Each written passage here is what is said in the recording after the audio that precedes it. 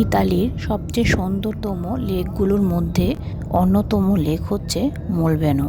আমরা বোলোনিয়া শহর থেকে মোলবেনোর উদ্দেশ্যে ঠিক 6টার মধ্যে বের হলাম এবং প্রায় 4 ঘন্টার মতো লেগেছে আমাদের। আমরা 11টার মধ্যে মোলবেনো পৌঁছে গেলাম।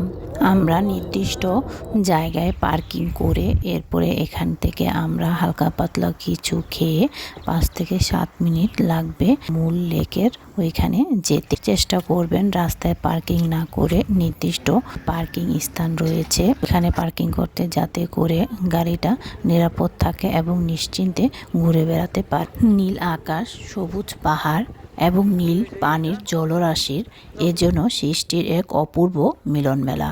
এই একটি প্রায় কয়েকবারই সৌন্দর্যের দিক থেকে এবং পরিষ্কার পরিচ্ছন্নতার দিক থেকে কয়েকবারই স্বীকৃতি পেয়েছে।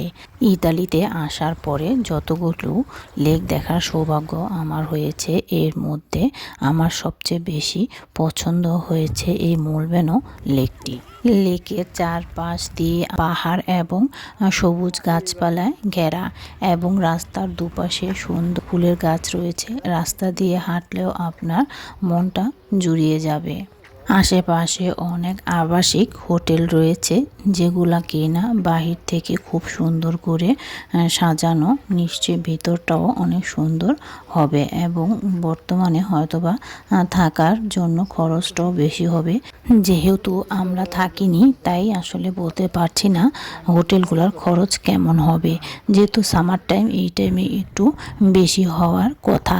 আর এখানে আসলে একদিন থেকে দেখার মতো তেমন কিছুই নেই।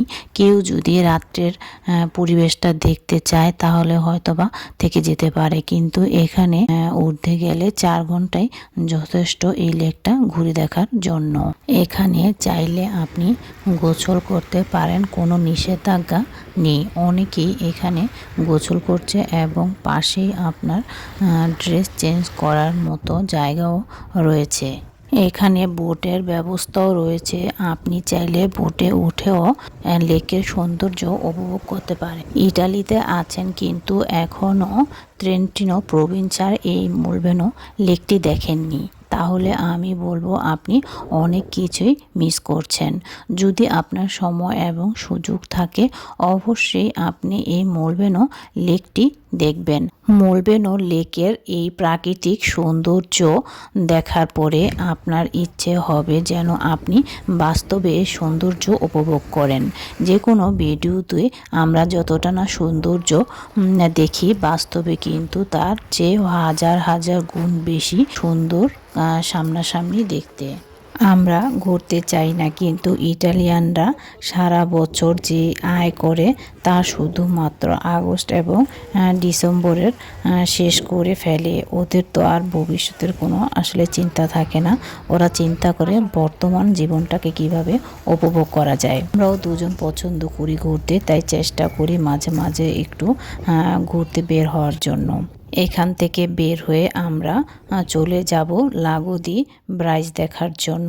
এখান থেকেও প্রায় 3 ঘন্টারও বেশি লাগবে। ইনশাআল্লাহ দেখা হবে লাগো দি ব্রাইজ।